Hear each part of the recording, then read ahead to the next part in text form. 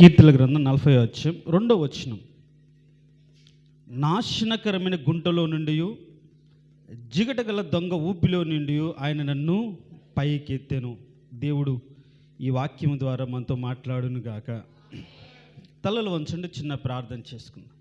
మహోన్నతుడా, సర్వాధికారి, జీవం కలిగిన తండ్రి, నీ పరిశుద్ధమైన దివ్యగణ నామను బట్టి నీకు వేలాది వందనాలు, స్తుతులు, స్తోత్రాలు చెల్లిస్తున్నాను ప్రభా.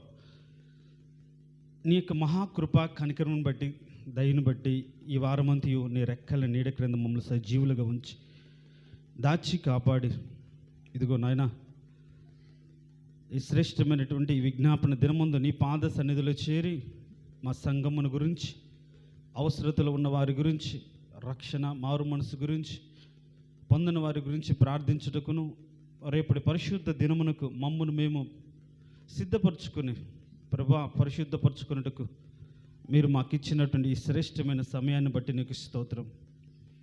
నిలబడి నన్ను నీ కృపలో జ్ఞాపకం చేసుకుని ఈ వాక్యము ద్వారా మాతో మాట్లాడి బలం పొందుకుని ఒక శ్రేష్టమైన విజ్ఞాపన నీ పాద సన్నిధులు చేయనట్లుగా బలపరచమని యేసు నామమున అడిగి వేడుకొంచున్నాము తండ్రి, ఆమేన్. దేవునికి స్తోత్రం, హల్లెలూయా. మన దేవుడు మనల్ని పైకెత్తే దేవుడు. మన దేవుడు మనల్ని పైకెత్తే దేవుడు. నేను వచ్చే ముందు బండ మీద నిలబెట్టాను, స్థిరపరిచిన అనే మాటను ధ్యానం చేసుకున్నాను, రాసుకున్నాను.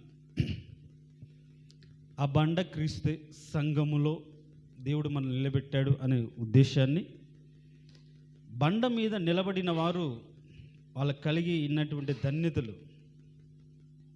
సంసోను బండ సందులో ఉండి ఎలాంటి బలం పొందుకున్నాడో, మోషే బండ మీద నిలిచి దేవుని మహిమను ఏ విధంగా పొందుకున్నాడో, దావీదు ఏసేలు అనే బండ దగ్గర నిలబడి ఒక సమాధానాన్ని యోనాతాను ద్వారా ఏ విధంగా పొందుకున్నాడో, ఇలా బండ మీద నిలబడిన వారి జీవితాల్లో దేవుడు జరిగించిన కార్యం అనేది చెప్పాలనుకున్నాను. కానీ వాటికంటే ముందు దేవుడు మనల్ని పైకెత్తాడు. మనల్ని పైకెత్తే దేవుడు, మనల్ని నమ్మిన దేవుడు మనల్ని పైకెత్తే దేవుడు. దేవునికి స్తోత్రం, హల్లెలూయా. దేని నుండి పైకెత్తే దేవుడు అంటే ఈరోజు నేను చెప్పాలనుకున్న అంశం నాశనకరమైన గుంట. ఏంటి? నాశనకరమైన గుంటలో నుండి. ఏంటి ఈ నాశనకరమైన గుంట? బైబిల్ దేన్ని ఉద్దేశిస్తుంది? లోకమైనా, లేకుంటే దేని గురించి ఈ మాట దావీదు పలికాడు? ఆత్మీయంగా మనం అర్థం చేసుకోవాలి. ఏ స్థితి నుంచి దేవుడు మన పైకి లేపాడు, ఏ స్థితిలో నుంచి దేవుడు మనం విడిపించి ఈరోజు ఆయన సన్నిధిలో నిలిపాడు.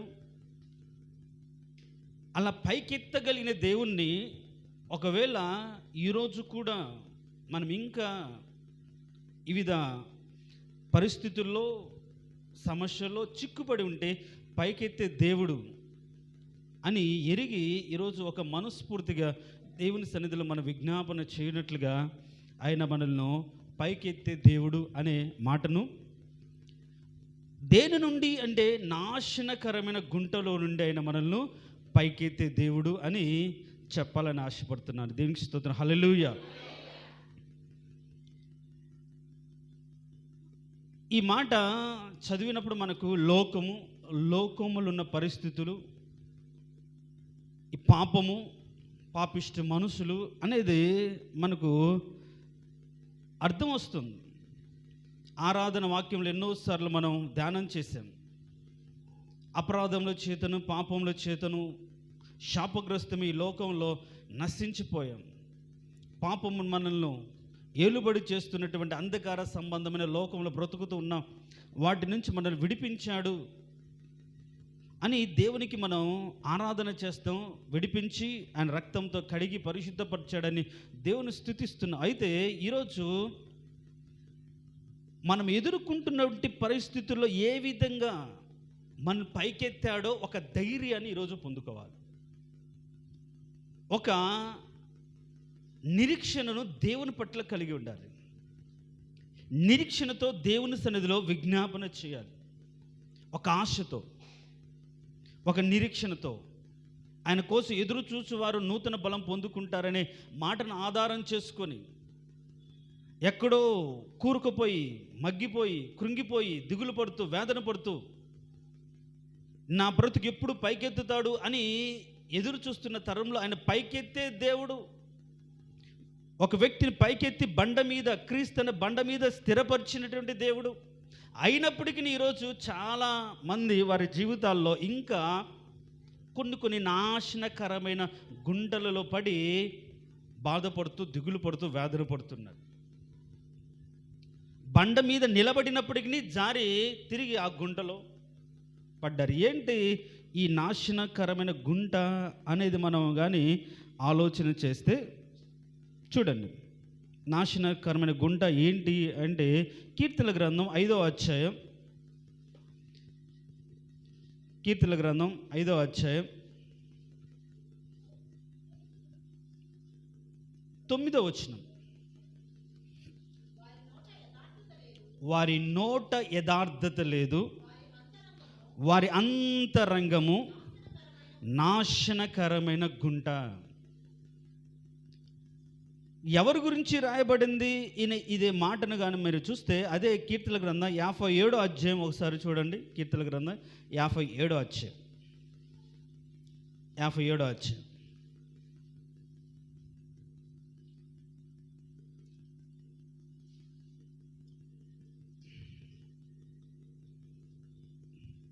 ఆరో వచనం మనం చదివితే, నా అడుగులు చిక్కించుడికి వారు వలయొడ్డిరి, నా ప్రాణం కృంగి ఉన్నది, నా ఎదుట గుంట త్రవి దాంట్లో పడిరి అని.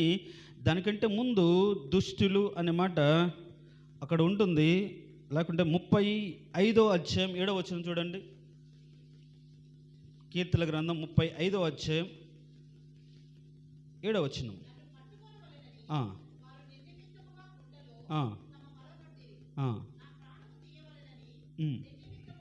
సరే, ఇక్కడ గుంట కొందరు తవ్వారు చంపాలనే ఉద్దేశంతో. ఎవరు వీళ్ళు అనే దానికి ఇంకొక 7వ అధ్యాయం 15వ వచనం చూడండి. కీర్తనల గ్రంథం 7వ అధ్యాయం 15వ వచనం.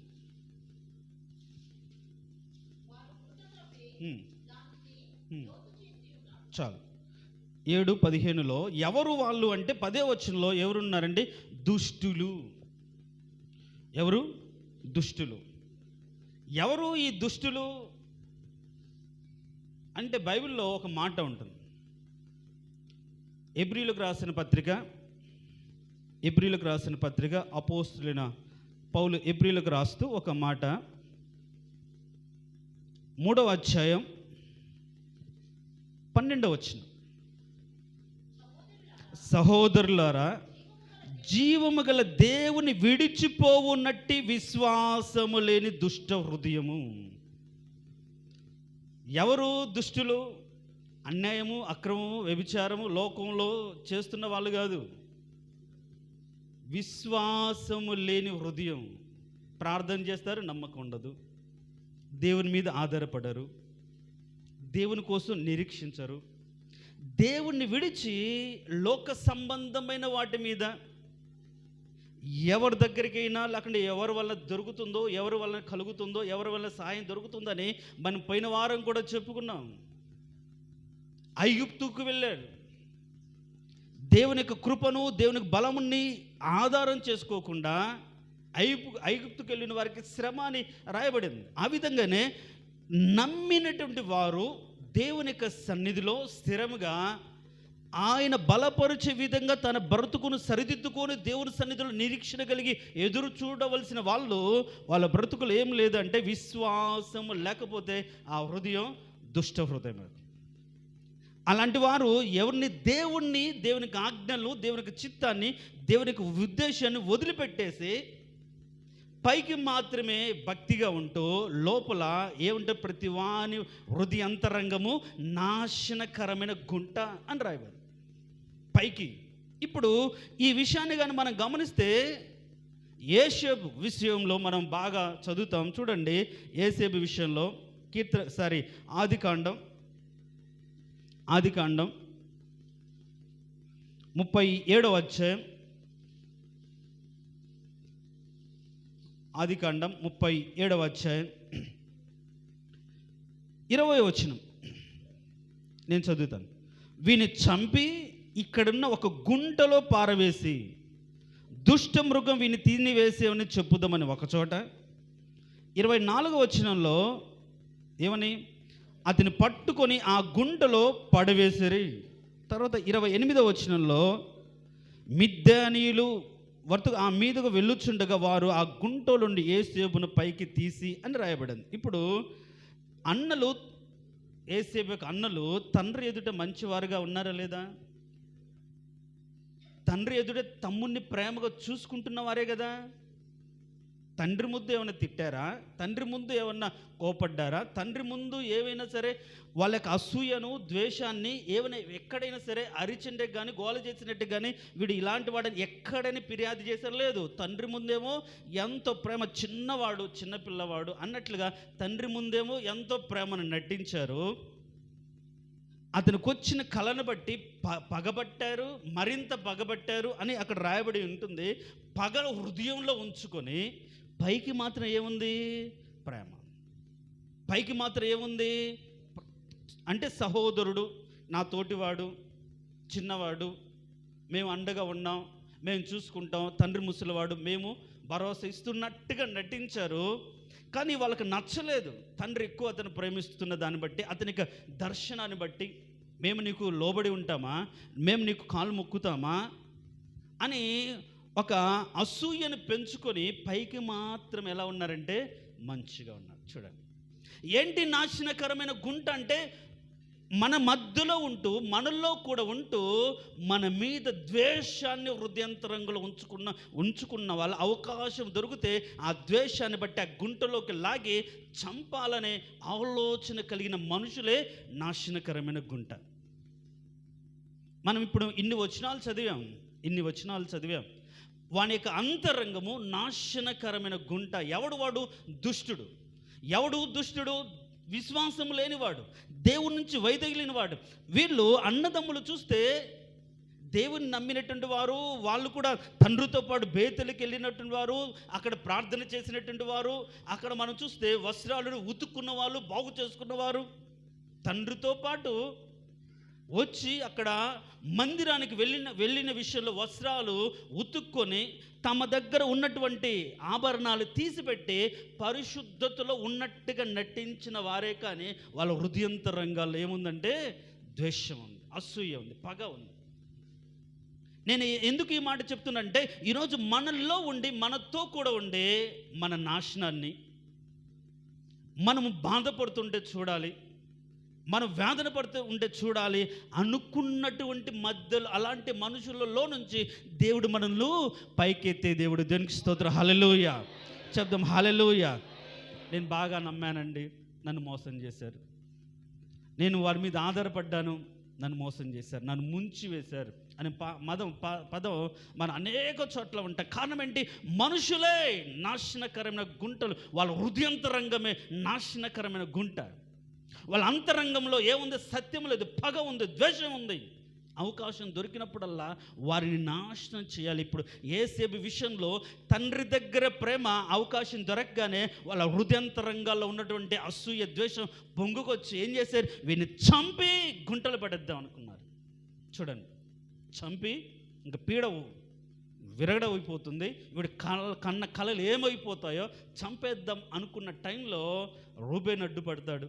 చూడండి, ఒక గుంటలో పడేస్తాడు. కానీ దేవుడు ఏం చేశాడు? ఆ గుంటలో నుండి పైకెత్తిన దేవుడు. దేవునికి స్తోత్రం. హల్లెలూయా. అందుకనే మనుషులకు కపటోపాయంలో అంటకుండా దేవుడు తన సన్నిధి చాటున వారిని దాస్తున్నాడు. వాళ్ళ ఆలోచనలు గుంటలో పడివేశారు. అయినప్పటికీ వాళ్ళ కపటోపాయ ఆలోచన, చంపాలనే ఆలోచన వారిని అంటకుండా దేవుడు ఆ గుంటలో నుండి పైకి తీసి సంఘము అనే బండ మీద నిలిపాడు. దేవునికి స్తోత్రం. హల్లెలూయా. దేవుడు మనల్ని దేని నుంచి పైకెత్తాడంటే, మనతో కూడా ఉండి, మన మధ్యలో ఉండి, సహోదరులుగా ఉండి, స్నేహితులుగా ఉండి, లేకుంటే ఇరుగు పొరుగు వారిగా ఉండి, రక్త సంబంధికులుగా ఉండి, సంఘస్థులుగా ఉండి, హృదయంతరంగాల్లో ద్వేషం ఉంచుకొని, కపటం ఉంచుకొని, ఏదో ఒక అవకాశం దొరికితే నాశనం చెయ్యాలి అనుకునే తలంపులలో నుంచి దేవుడు ఏం చేస్తున్నాడంటే అవి అంటకుండా వారిని ఆ స్థితి నుంచి లేపుతున్నాడు. దేవునికి స్తోత్రం. హల్లెలూయా. మనం నమ్మితే, అంటే దేవునికి లోబడితే, దేవుని చిత్తానుసారంగా ఉంటే, అలాంటి స్థితిలో నుంచి దేవుడు మనల్ని ఏం చేస్తాడంటే పైకి లేపుతాడు. నాశనకరమైన గుంట ఎవరు అంటే మనుషులకు అంతరంగము, మనుషులకు అంతరంగము, మనుషులకు స్వభావము. ఉరి వడ్డుతుంటారు, గుంతలు తవ్వుతుంటారు, అడుగులు చిక్కుపడాలి, అడుగులు కనిపెడుతూ ఎక్కడికి వెళ్తున్నారు, ఏం చేస్తున్నారు, ఎవరు ఏంటి అని పొంచులు లేకుండా ఆలోచనలు కలిగి ఏదో ఒక విధంగా వీడు సరైన వాడు కాదు అని వాళ్ళు ఏదో సాధించినట్లుగా ఒకరిని గురించి చెడుగా చెప్పగలిగితే ప్రపంచాన్ని జయించినట్లుగా ఫీల్ అయ్యేటువంటి మనుషుల మధ్య మనం ఉంటుండగా వాళ్ళ యొక్క కీడు, వాళ్ళ యొక్క అపాయం మనల్ని అంటకుండా దేవుడు ఏం చేస్తున్నాడంటే అలాంటి నాశనకరమైన గుంటలో నుంచి దేవుడు మనల్ని పైకెత్తుతున్నాడు. రెండవదిగా ఇంకొక గుంట చూద్దాం. పేతురు రాసిన రెండవ పత్రిక, పేతురు రాసిన రెండవ పత్రిక 2వ అధ్యాయం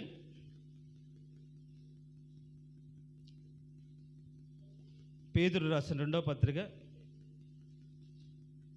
అధ్యాయం మొదటి వచనం.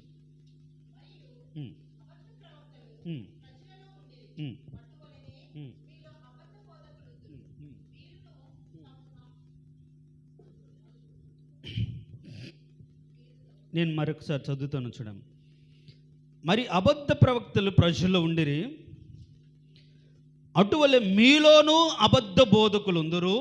వీరు తమ్మును కొనిన ప్రభువును కూడా విసర్జించుచు తమకు తామే శీఘ్రముగా నాశనము కలగజేసుకొనుచు నాశనముకరమైన భిన్నాభిప్రాయములను రహస్యముగా ఏం చేస్తారు, బోధిస్తారు.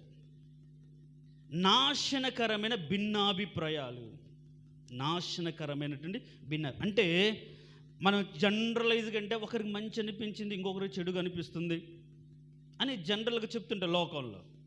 కానీ వాక్యం ఒకరికి మంచి అనిపించింది ఇంకొకరు చెడు అనిపిస్తుందా? ఈ మధ్య సోషల్ మీడియాలో ఇదే ట్రోల్. ఒకడేమో ప్రసాదం తినొచ్చు తప్పేం లేదంటాడు, విగ్రహాలకు పెట్టింది విగ్రహార్పితం తినొచ్చు తప్పేముంది, అసలు దానికి శక్తి ఏముంది, తినవచ్చు అంటాడు. వాక్యం ఖండిస్తుంది తినకూడదు అని. ఇంకొకరు అసలు పాస్టర్స్ మధ్య ఒక వర్గం బయలుదేరింది, తినొచ్చు అనేవాళ్ళు తినకూడదు అనేవాళ్ళు. చూడండి, నాశనకరమైన భిన్నాభిప్రాయాలు, ప్రజలకు సత్యాన్ని బోధించకుండా వాక్యాన్ని దేవుని ఎదుట ఆ రోజు నిలబడడానికి వాళ్ళను సిద్ధపరిచే విధంగా, అంటే పరిశుద్ధతను నీతిని సంపాదించుకోవాలనే విధంగా బోధించకుండా భిన్నాభిప్రాయాలను దేవుడు ఈ రోజుల్లో ప్రాస్పరిటీ గాస్పెల్ అంటే దీవెనకరమైనటువంటి సువార్త, అందరు దీవిస్తాడు దీవించబడ్డానికి రావాలన్నట్టుగా రకరకాలైన అభిప్రాయాలు, స్వస్థతలు, నూనె రాసేవాళ్ళు టచ్ అనేది చూస్తున్నాం. దాని మీద అన్ని ట్రోల్స్ అవుతున్నాయి. ఎంతమంది దాని మీద నెగిటివ్ కామెంట్ చేస్తున్నారు, దాని మీద ఏ విధంగా అయిపోతుంది. ఇది ఆ రోజు తండ్రి చిత్తానుసారంగా ప్రవర్తించేవాడే పరలోక రాజ్యానికి వెళ్తాడనే మాటను మర్చిపోయి నీ నామమును ప్రార్థన చేశాము, నీ నామ స్వస్థతలు చేశాము, నీ నామ అద్భుత కార్యం చేశాము అంటే ఆ రోజు ఏమంటాడు, మీరెవరో నేను ఎరగను, అక్రమము చేయవారు. అంటే దేవుని చిత్తాన్ని కాకుండా, దేవునికి ఉద్దేశాన్ని కాకుండా, రక్షణ, మారు మనసు అంటే దేవుని పరిశుద్ధత కాపాడుకోకుండా దేవుణ్ణి ఒక దీవించే ఒక వ్యక్తిగానో, దేవుని దగ్గర వేస్తే కేవలం దీవెన కోసం రావాలి అన్నట్టుగానో బోధించే బోధ ఏదైనా సరే భిన్నాభిప్రాయమైన బోధ, అలాంటిది నాశనకరం. దీవిస్తే దేవుడు ఉన్నాడు అంటాడు, శ్రమ కలిగితే ఏం దేవుడు అంటాడు. అందుకే దేవుని నమ్ముకోవాలా, అందుకే దేవుని ఎదుకు రావాలా, అందుకే నా యేసుక్రీస్తుని అంగీకరించాలి కాదు కదా. సో ఈ రోజుల్లో చాలామంది ఎక్కడ నాశనం అయిపోతున్నారంటే, ఎవడు ఏది చెప్తే దానికి ఇదే నిజం అనుకొని గొర్రెలాగా ఏం చేస్తున్నారంటే పోతున్నారు. అందుకని ఒక వ్యక్తి క్రైస్తవులు గొర్రెలు అంటున్నాడు పబ్లిక్గా, ఎవరిని పడితే వాళ్ళు నమ్ముతున్నారు. ఆయన అసలు పేరే అన్నాడు, గొర్రెలు, ఆ గొర్రెలు అంటారు. నిజమే, గొర్రెల్లాగా ఏది చెప్తే అది నమ్ముతున్నారు. వాక్యాన్ని పరిశీలించట్లేదు, సత్యాన్ని అర్థం చేసుకోవట్లేదు. అది అవసరమైన బోధగా మారిపోతుంది. ఎవరికి నచ్చినట్టుగా బోధకులు ఏర్పరచుకుంటున్నారు. ఇప్పుడు మనం చూస్తే, నేను చెప్పాలనుకున్న మాటలో ఇర్మియా ఉంటాడు. ఇర్మియా ఏం చేస్తాడంటే కఠినంగా బోధిస్తాడు. బబులోను రాజు వచ్చి మిమ్మల్ని తీసుకెళ్ళిపోతాడు, మీరు నాశనం అవుతారు, మీరు క్రియలు మార్చుకోవాలి అంటే ఇంకో కొంత ప్రవక్తలు ఏం చేస్తారంటే అలాంటిది ఏమీ రాదు, మనం క్షేమంగా ఉంటాం, ఇలా ఉంటాం అన్నీ అన్న తర్వాత వీళ్ళందరూ ఎవరైతే అతనికి వ్యతిరేకంగా ఉన్నారో మాట్లాడి ఇతను ఏం చేస్తారు, యొక్క బందీ గృహంలో వేసి పడేస్తారు. చూడండి, భిన్నాభిప్రాయాలు అంటే మన అభిప్రాయం ఏదైనా సరే, నువ్వు ఉంటున్న ఏ వాక్యమైనా సరే నేను క్రీస్తు ఎదుట సరైన వాడికి నిలబెడుతుందా? క్రీస్తు ఎదుట సరిగ్గా నిలబెట్టేదేంటి? మన ఆస్తినా, మన అందమా, ఐశ్వర్యమా, డబ్బా, ఘనతన? ఏది కాదుగా, పరిశుద్ధతనేగా. నువ్వు దేవుడు అనుగ్రహించిన నీతి కదా. ఆ పరిశుద్ధతలో నీ ఘట్టాన్ని ఎట్లా కాపాడుకోవాలో తెలియజేసే బోధ లేకుండా, పరిశుద్ధత ప్రసక్తి లేకుండా నువ్వు ఎలా ఉన్నా దీవిస్తాడు దేవుని. అందుకోసమే రావాలి అన్నట్టుగా ఈరోజు భిన్నాభిప్రాయం బోధ ఏంటి, దురద చెవులు కలిగిన వారికి వారిని క్యాష్ చేసుకోవడానికి, వాళ్ళని యొక్క అవసరతలను, వాళ్ళ ఇరుకులు, ఇబ్బందులను ఎమోషనల్గా బ్లాక్మెయిల్ చేస్తూ, దేవుడు మీరు నా దగ్గరికి వస్తే మీకు ఇది కలుగుతుంది, దేవుడు ఇలా చేస్తాడు, నాకు ఈ దర్శనం ఇచ్చాడు, నాకు దేవుడు ఈ విధంగా ప్రవచించాడు, ఈ విధంగా మాట్లాడాడు అందుకని ఈ రోజుల్లో సోదే ప్రవక్తలు అంటే సోదెగాళ్ళు పెరిగిపోతున్నారు. ప్రతి ఒక్కరూ అయ్యా నా బ్రతుకేంటి, నీ బ్రతుకు ఆయన చెప్పేది దేవుడా? నీకు కన్నీరు కార్చడం చేత కాదు, ఒక రోజు ఉపవాసం ఉండి ఆయన కాళ్ళు పట్టుకొని కన్నీరు కార్చి అడగడం చేత కాదు, ఎవడో అడిగితే ఆయన దగ్గరికి వెళ్ళి నా గురించి ఏం చెప్పాడయ్యా అని అడుగుతారు. ఎంత సిగ్గుచేటు! నీకు ఆయనకు దేవుడైన వాడు నీకు దేవుడు కాదా? నీకు అంత టైం లేకుండా నువ్వు అంత బిజీగా ఉంటున్నావా? కరెక్ట్ కాదు. అలాంటి వాళ్ళు మనకు అవసరతలను గమనించి మనల్ని తప్పు త్రోవలోకి తీసుకెళ్తారు, మన అవసరత గమనించి తప్పు త్రోవలోకి తీసుకెళ్తారు. కాబట్టి ఈ రోజుల్లో మన నాశనాన్ని మనం వింటున్న బోధను బట్టి కలుగుతుంది. నువ్వు దీవెనకరమైన బోధ, ఆశీర్వాదకరమైన బోధ కాదు, బోధలో పరిశుద్ధత, నీతి, నిజాయితీ, దేవుని ఎదుట ఏ విధంగా అయినా సరే దేవుని ఎదుట నిలబడాలి, అదే అల్టిమేట్. అంత దానికి భక్తి చేయడం ఎందుకు? ఈ లోకం వరకు దీవించబడాలనుకుంటే క్రైస్తవుడిగా ఉండాల్సిన అవసరం లేదు. ఎలాగ బ్రతికినా సరే, ఏ దుర్వ్యాపారం చేసినా సరే బాగా బ్రతుకోవచ్చు కదా, దొంగతనాలు చేస్తే బాగా బ్రతుకోవచ్చు కదా, లేకుంటే ఏదైనా సరే అక్రమంగా బ్రతుకుతే బాగా బ్రతుకోవచ్చు కదా. అలాంటి వాళ్ళు బాగానే బ్రతుకుతున్నాను, క్రైస్తవుడు పేరు పెట్టుకోవాల్సిన అవసరం ఏముంది? తప్పు, కరెక్ట్ కాదు. చివరి దినాల్లో మనుష్యుల అవసరతలను చాలామంది క్యాష్ చేసుకోవడానికి ఏం చేస్తున్నారంటే భిన్నాభిప్రాయాలను బోధిస్తున్నారు. అది నాశనకరమైనటువంటి భిన్నాభిప్రాయాలు. నువ్వు వింటున్న బోధ నిన్ను క్రీస్తు ఎదుట సరిగ్గా నిలబెట్టేదేనా, నీతిని పెంచేదేనా, సత్యంలో నిన్ను స్థిరపరిచేదేనా, క్రీస్తు యొక్క వివేచనని కలిగించేదేనా, క్రీస్తు యొక్క జ్ఞానాన్ని నీకు బ్రతుకులో కలగజేసేదేనా, క్రీస్తు యొక్క గుణ లక్షణాలు ఎరిగి ఆ విధంగా నిన్ను నువ్వు బ్రతకడానికి ప్రోత్సహించేదేనా బోధ? ఇవన్నీ దేవుడి గురించి ఏం అవసరం లేదు, ఆయన ఇచ్చేదే మనకు కావాలన్నట్టుగా ఉంటుందా? అది తప్పుడు బోధ. ఆయన సంతోషపరచగలిగినటువంటి భక్తి ఈ లోకంలో మనం చేయాలి, మనం సంతోషాల కోసం కాదు. ఆయన సంతోషపడితే బైబిల్లో ఉంటుంది, నన్ను గనుపరచువాని నేను గనపరుస్తాను, నన్ను గనపరచువాని నేను గనపరుస్తాను. ఈరోజు దేవుని గనపరచట్లేదు, క్రియలు గనపరచట్లేదు, బోధలో గనపరచట్లేదు, నీతిలో గనపరచట్లేదు, పరిశుద్ధతలో గనపరచట్లేదు. ఎవడు పడితే వాడికి, ఎవరితో పడితే వాళ్ళు, ఎవరు మాటలంటే వాళ్ళు. ఇప్పుడు ఈజీగా ఉంటుందిగా సెల్ ఫోన్లో, యూట్యూబ్లో ప్రతి ఒక్క మెసేజ్ని ఇదే కరెక్ట్ అనుకుంటూ వాళ్ళ కోసం ప్రయాసపడి కన్నీరు కార్చి కట్టబడాలని ప్రార్థన చేస్తున్న వాళ్ళని వదిలిపెట్టి ఏవో 4 మాటలు మనకు హృదయాన్ని గుచ్చుకోగానే ఆ సేవకుడు వెంటబడుతూ వాళ్లకు దశం భాగాలు ఇస్తూ వాళ్ళకు కానుకలు పంపిస్తూ ఉన్న స్థానిక సేవకుని కష్టపడి వారి కోసం కన్నీరు కాస్తున్న దైవ సేవకుని వదిలిపెట్టేసి అతని బోధను తప్పుపడుతూ ఈరోజులో ఎంతమంది ఎలా బ్రతుకుతున్నారు. ఇది నాశనకరమైన స్థితి. ఈరోజు మనమే అనుకుంటాం నేను మంచి వాక్యం వింటున్నా. కాదు, నువ్వు విన్న వాక్యం నేను పరిశుద్ధతలో నిన్ను రగిలించేదిగా ఉండాలి, నీతిని పుట్టించేదిగా ఉండాలి, సత్యంలో స్థిరపరిచేదిగా ఉండాలి, పాపం అంటకుండా నీతిగా బ్రతికే విధంగా ఉండాలి. అది బోధ. ఎలా ఉన్నా సరే దేవుడు దీవిస్తాడు, ఆశీర్వదిస్తాడని బోధ కాదు. అందుకని నాశనకరమైన భిన్నాభిప్రాయమైన బోధ ఈ రోజుల్లో అది పెరిగిపోతాను. తప్పులేదంటాడు, మనకు అర్థమై మనం ఏం చేస్తాం, తప్పులేదు ఆ వాక్యాన్ని మనకు అనుకూలంగా మార్చుకుంటారు. ఇంకా విగ్రహాలకు అర్పించింది తప్పులేదంటే విగ్రహాల దగ్గరికి వెళ్ళి పూజలు చేసేవాళ్ళు, అంతరాలు కట్టించుకునేవాళ్ళు, లేకుంటే ఇంకా ఉండేవాళ్ళు ఎంతమంది లేరు? ఎంత దారుణంగా ఉన్నారు. అందుకనే అలాంటి వారిని దుష్టుడు, దేవుని పట్ల విశ్వాసం లేకుండా ఆయన కనికరిస్తాడు, ఆయన బలపరుస్తాడు, ఆయన స్వస్థపరుస్తాడు, ఆయన పైకెత్తుతాడని నమ్మకం లేకుండా, ఆయన పట్ల నిరీక్షణ లేకుండా ఆ విశ్వాసంలోంచి తొలగిపోయేవాడు ఎవడు అంటే దుష్టుడు అని బైబిల్లో రాయబడి. దేవుని పట్ల నమ్మకం లేనివాడు. అలాంటి దుష్ట హృదయం మనలో ఎవరికైనా ఉందేమో వాడితో సహవాసం చేయమాకండి. వాడు ఏం చేస్తాడు, అక్కడికి వెళ్ళిన తర్వాత ఏదైనా చిన్నగా ఏం జరిగితే, ఇంతకాలం ఇక్కడ చేసి అక్కడికి వెళ్ళగానే జరిగింది, రండి మీరు కూడా ఒకరితో పాటు ఒకరు ఏమి ఒకవేళ స్వస్థతే కలగలేదు, ఏమి నీతిని కాపాడుకునే విధంగా ఉండాలా, స్వస్థత కలిగి బ్రతకాలా, నీతిగా బ్రతకాలా, యథార్థంగా బ్రతకాలా, ఆస్తులే రావాలా, అంతస్తులే రావాలా, ఇవన్నీ కట్టుకొని పోతారా? కాదు కదా, మన క్రియలే కదా మనతో పాటు వచ్చాయి. అప్పుడు ఆయన దృష్టిలో మన క్రియలు ఎలా ఉండాలి? ప్రాణం పోయినా సరే క్రియల విషయంలో మనము జాగ్రత్తగా ఉండాలి. అందుకనే గ్రూప్లో ఒక పోస్ట్ పెట్టాను, గొర్రె అనేది చావనంగా చస్తుంది కానీ పందులతో సావాసం చేస్తుందా? గొర్రె పిల్ల చేయదు.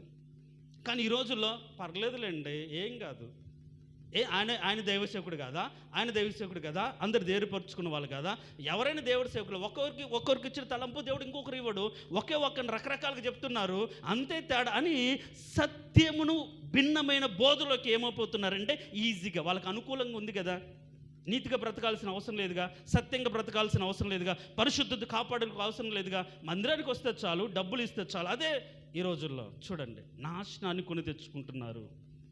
నువ్వు వింటున్న బోధ నీ బ్రతుకుల సత్యము, దేవుని గురించిన జ్ఞానము పెంపొందించేదిగా లేకపోతే అది నాశనకరమైన బోధ. ఈరోజు ఆ విధంగా నాశనం అయిపోతున్నారు. దేవుని సన్నిధిలో బలం లేకుండా, సంతోషం లేకుండా పోతున్నారు.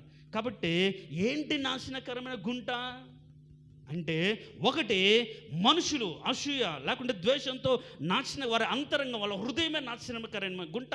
అలాంటి స్థితిలోంచి దేవుడు కొందరు లేపుతున్నాడు. అంత మాత్రం కాకుండా మనము కూడా ఆ గుంటలో పడకుండా, భిన్నమైన బోధలకు మరల తిరిగిపోకుండా, గళితీలకు రాస్తా అంటాడు, ఎంత అవివేకంగా మార్చబడ్డారు.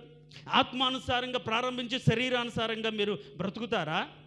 అసలు ఎవడు చెప్పాడు మీకు అని ఎంత బాధపడతాడు. మరి ఈరోజు మనం వింటున్న బోధ పరలోకానికి చేర్చేదే. మరి ఆ బోధ విషయంలో మనలో భిన్నాభిప్రాయాలు, నాశనకరమైన స్థితిలో ఉంటే చాలా జాగ్రత్త, అది నీ బ్రతుకు క్షేమము కాదు. కాబట్టి దానిలో పడకుండా చెప్తున్న వాక్యం, నేను చెప్పిన వాక్యమైనా సరే అది వాక్యానుసారంగా ఉందా, దేవునికి పరిశుద్ధతకు, నీతికి, ఆయన చెప్పిన నియమాలకి, దేవుని చిత్తానికి కరెక్ట్గా ఉందా, లేకుంటే ఆయన మీద కాకుండా, ఆయన ఉద్దేశంలో కాకుండా, ఆయన చిత్తంలో కాకుండా కేవలం అవసరతల గురించి నేర్పే విధంగా ఉందా బోధ అని అర్థం చేసుకోవాలి. అప్పుడు మాత్రమే మన నీతిని, పరిశుద్ధతను ఉన్నా లేకపోయినా కాపాడుకుంటాం. అందుకని విశ్వాసం అంటే కొన్ని పొందుకునే ఉంటాయి, కొన్ని పోగొట్టుకునే ఉంటాయని నేను పదే గుర్తు చేయడానికి గల కారణం ఒకటే. విశ్వాసం అందరూ పొందుకోలేదు, అందరూ పోగొట్టుకోలేదు. నీకు దేవుడు ఇచ్చిన దాన్ని బట్టి. అందుకే యెషయా గ్రంథంలో కూడా ఏమీ లేని స్థితిలో ఎండిన నేలలో మొలిచిన మొక్కలాగా యేసుక్రీస్తు పెరిగాడు, ఆయన పెంచాడు, ఆయన ఉంచాడు. అది ఆయన ఉద్దేశం. అంతే.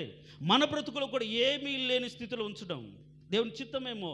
ఆ స్థితిలో నమ్మకంగా మనం బ్రతకాలి తప్ప ఆరాటపడో, ఆవేశపడో, నయోమిలాగా దేవుని సన్నిధిలో ప్రార్థించకుండా మోయాబుకు పరిగెత్తి ఏమవుతుంది? మోడే జరుగుతుంది. కాబట్టి ఈ రోజుల్లో మనం నాశనకరమైన గుంటలో పడకుండా దేవుడు మనల్ని ఏం చేస్తున్నాడంటే పైకెత్తుతున్నాడు.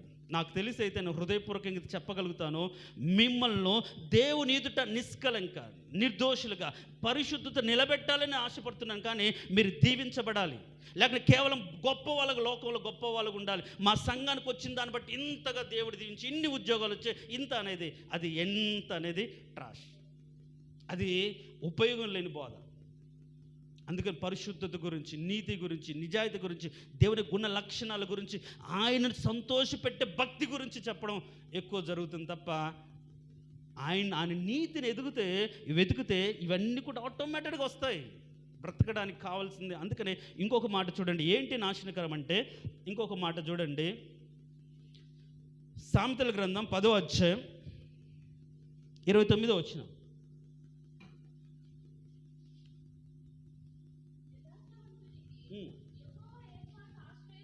ఉమ్, ఉమ్, ఉమ్,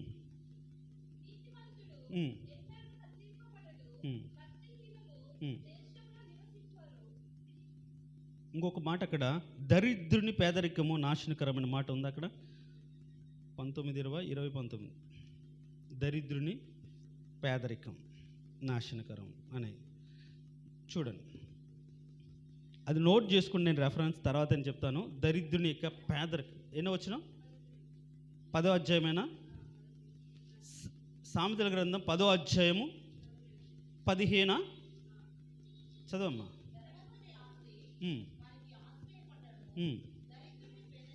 దరిద్రుని పేదరికము వానికి నాశనకరం. ఇప్పుడు దేశంలో బీదలు ఉండక మానరు అని వాక్యంలో ఉంది. మరి పేదరికం సరైన స్థితి లేకపోవడం అది మనకి నాశనకరమని బైబిల్లో ఉంది. ఆ స్థితిలో తను బ్రతకడం, దేవుని అర్థం చేసుకోకపోవడం, దేవుని మీద ఆధారపడకపోవడం కొన్నిసార్లు చాలా ఇబ్బంది అనిపిస్తుంది. దాన్ని బట్టి కొందరు దొంగతనాలకు, దాన్ని బట్టి తప్పు త్రోవలకు వెళ్ళడానికి ఆస్కారం ఉంటుంది. అందుకని అది నాశనకరం అని రాయబడదు. అయితే విస్తారమైన ధనం ఉండుట కంటే యెహోవా యందు భయభక్తులు కలిగి కొద్దిగా ఉంటే చాలు. అంటే మనం కలిగిన దరిద్రతలో, పేదరికంలో నమ్మకంగా లాజరు వలె ఉంటే చాలు. బైబిల్ ఏం చెప్తుందంటే, ఇహలోకమందు దరిద్రులైన వారిని పరలోకంలో ఎలాంటి వాళ్ళు భాగ్యవంతులు. ఎంతోమంది చెప్తాను, ఒకవేళ నీకు ఇల్లు లేదా పర్లేదు, ఎక్కడ ఉంది నీ ఇల్లు అంటే పరలోకంలో ఉంది అని చెప్పి ఒకవేళ నవ్వితే నవ్వుకొని ఎవరైనా సరే, నా కోసం దేవుడు ఇల్లు సిద్ధపరుస్తున్నాడు. ఇక్కడ ఇటుకలు సిమెంట్, అక్కడేంటి చెప్పండి? బంగారం. మన బ్రతుకులు ఎప్పుడైనా కట్టుకుంటామా? పోనీ లక్షల కోట్లున్న అంబానీ కూడా బంగారు ఇల్లు కట్టుకోగలుగుతాడా? లేదు. కానీ మనకైతే మనం కట్టుకున్న ఇల్లు ఏంటంటే వీధులే బంగారం, మనం నివసించే ఇల్లే బంగారం. చెప్పండి ధైర్యంగా. కాబట్టి ఆ ఇంటిలో ఉండడానికి, ఈ లోకంలో పేదరికాన్ని అనుభవించినా సరే, దరిద్రతను అనుభవించినా సరే, అది ఇబ్బందికరమైన పరిస్థితిని సరే, నీతిని నిజాయితీని కాపాడుకోవడానికి ప్రయాసపడాలి. ఒకటి నాశనకరమైన స్థితిలో ఉండి నా దేవుణ్ణి ఆశ్రయిస్తే, ఎలీషా దగ్గరికి ఒక సేవకుడు భార్య వస్తాయా, నా భర్త చనిపోయాడు, నాకు ఒక కుమారుడు ఉన్నాడు, ఆయన చనిపోయి సేవ చేసి సంపాదించింది ఏమి లేకపోగా అప్పు చేశాడు, కాబట్టి అప్పులో వాళ్ళు వచ్చి నా కుమారుని కూడా ఏంటి బానిసగా దాసుడిగా తీసుకుపోవాలంటే ఏం చేయాలయ్యా అని ఎలీషా దగ్గరకు ఆమె వచ్చింది. చూడండి, ఇప్పుడు చూడండి, అంటే ఆ యొక్క పేదరికంలో నుంచి దేవుడు, ఆ నాశనకరమైన గుంట నుంచి దేవుడు లేపేవాడు అని నేను చెప్తున్నాను. ఎప్పుడైతే దైవ సేవకుని దేవుని దగ్గరకు వచ్చి తమ స్థితిని దేవుని సన్నిధిలో కుమ్మరించుకుని ప్రార్థన చేస్తే దేవుడు ఒక సహాయం చేస్తాడు అని అంటాడు. సరే, ఈ ఇంట్లో ఉంది ఏముందంటే ఒక నూనె కుండ ఉందయ్యా అంటే, సరే ఊర్లో ఉన్నన్ని నీకు ఎన్ని తెచ్చుకోగలిగితే అని తెచ్చుకో. నూనె కుండ ఉంచుకోగలిగింది. నూనె అంటే పరిశుద్ధాత్మ, పరిశుద్ధాత్మ సన్నిధి. పరిశుద్ధాత్మ అంటే మన బ్రతుకులు అన్నీ పోగొట్టుకున్న పరిశుద్ధతను, పరిశుద్ధాత్మక సన్నిధిని మనం కాపాడుకోగలిగితే అన్నీ తిరిగి ఇవ్వగలుగుతాడు, సమస్తము అభివృద్ధి పొందగలుగుతుంది. చూడండి, ఆమె ఇంట్లో అన్నీ పోగొట్టాడు. ఆయన బ్రతకడానికో, పిల్లలకో, ఉద్యోగాలకు, దేనికో అన్నీ ఖర్చు పెట్టాడు. పోతపోటు ఏమి ఇవ్వకుండా అప్పులే ఉంచిపోయాడు. కానీ నూనె కుండ ఇంట్లో ఉంచాడు.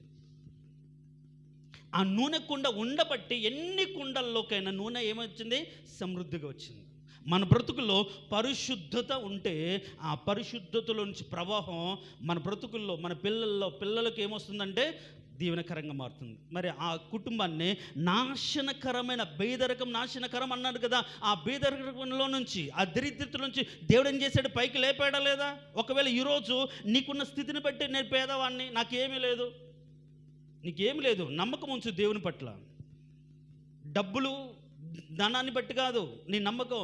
ఏమీ లేని స్థితిలో నా దేవుడు నన్ను హెచ్చించే దేవుడు, పెంట కుప్పల నుంచి దరిద్రులను ఏంటి సింహాసనం మీద హెచ్చించే దేవుడు అని నువ్వు నమ్మి ఆయన దగ్గరకు వచ్చి ప్రార్థన చేయి. నూనె కుండ నువ్వు ఉంచుకో, పరిశుద్ధాత్మను కాపాడుకో. దేవుడు ఏం చేస్తాడు? ఆ నాశనకరమైన పేదరికమైన గుంటలో నుండి దేవుడు నిన్ను పైకి లేపుతాడు. మనమేమో పేదరికం పోవాలనుకుంటాం, పరిశుద్ధతదే మన బ్రతుకులో ఉండదు. ఎలా వస్తుందండి ఆశీర్వాదం? ఆమె జీవితంలో దైవ సేవకుడికి ఎలా వచ్చిందంటే ఇంటిలో నూనె కుండ ఉంచుకొని వచ్చింది కాబట్టి ఆ నూనె కుండలో ఉన్న నూనె ఆత్మ ఏం చేసింది ఏంటి నిండి పొర్లింది. మన బ్రతుకులో కూడా పరిశుద్ధత నిండి పొరలగలిగితే ఎన్నిటినైనా సరే దాన్ని నింపగలుగుతుంది, ఎంతమందినైనా సరే నింపగలుగుతుంది. కాబట్టి నాశనకరమైన గుంట ఏంటంటే ఒకవేళ పేదరికమే కావచ్చు, అయితే దాన్ని నువ్వు దేవుని సన్నిధిలో కనిపెట్టి ప్రార్థించిన దాన్ని బట్టి, పరిశుద్ధతను కాపాడుకున్న దాన్ని బట్టి నువ్వు దాన్ని అభివృద్ధి చేసుకోగలవు. నాశనకరమైన గుంటలుండి ఆయన పైకి లేవనెత్తే దేవుడు.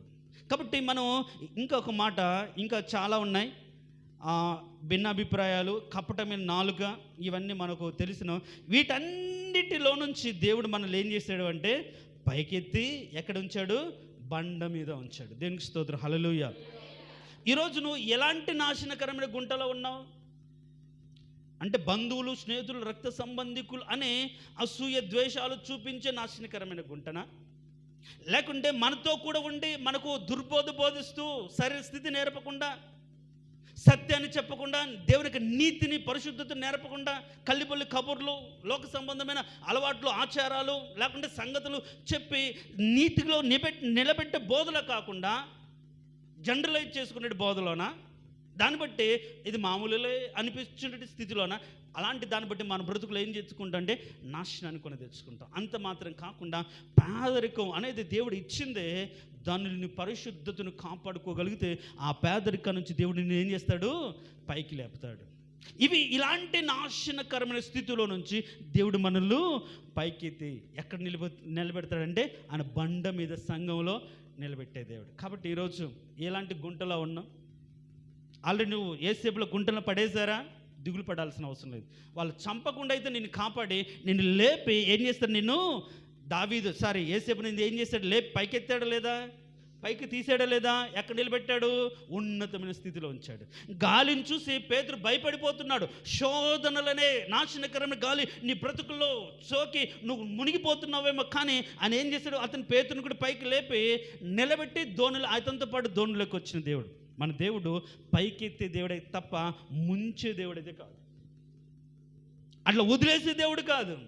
మనుషులు వదిలేస్తారు ఈ లోకంలో, కానీ ఆయనైతే వదిలిపెట్టే దేవుడు కాదు. కాబట్టి ఈరోజు పైకెత్తే దేవుడు అనే మాటను ఆధారం చేసుకుని, అవును ప్రభా, నాశనకరమైన గుంటలో నుండి నన్ను పైకెత్తు, నేను నీ బండ మీద నిలబడ్డాను కానీ జారి అగాధంలో గుంటలో పడిపోయాను, మనుషుల మాయోపాయాల్లో పడిపోయాను, భిన్నాభిప్రాయాల్లో పడిపోయాను, యథార్థమైన బోధలో లేకుండా నా ఇష్టానుసరికి అది అన్నీ కూడా నిజమైన భ్రమలో పడిపోయాను, నన్ను క్షమించండి.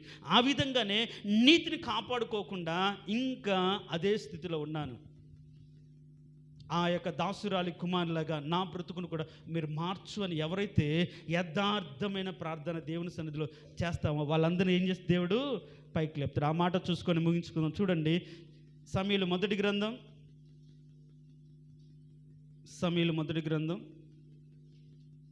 2వ అధ్యాయం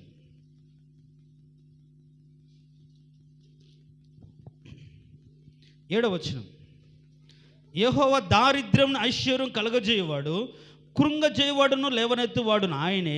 అయితే దరిద్రులను అధికారులతో కూర్చుండబెట్టుటకును, మహిమగల సింహాసనం స్వతంత్రింప చేసుకొనుటకును వారిని మట్టిలో నుండి లేవనెత్తువాడు ఆయనే. లేమిగల వారిని పెంట కుప్పల మీద నుండి లేవనెత్తువాడు ఆయన. ఏ లేమిలో ఉన్నావు? దేవుడు ఇప్పుడు లేవనెత్తే దేవుడు. నిరీక్షణతో ఆయన వైపు చూస్తే చాలు, దేవుడు నిన్ను పైకెత్తుతాడు. తల వంచండి. తలలు వంచిన మనం, నాశనకరమైన గుంటలు మన చుట్టూ ఎన్నో ఉన్నాయి, వాటన్నిటిలో పడకుండా ఆయన ఏం చేశారు? మనల్ని పైకి లేవనెత్తిన దేవుడు అని నమ్మి మనస్ఫూర్తిగా ప్రార్థన చేద్దాం. ప్రార్థన చేసుకుందాం.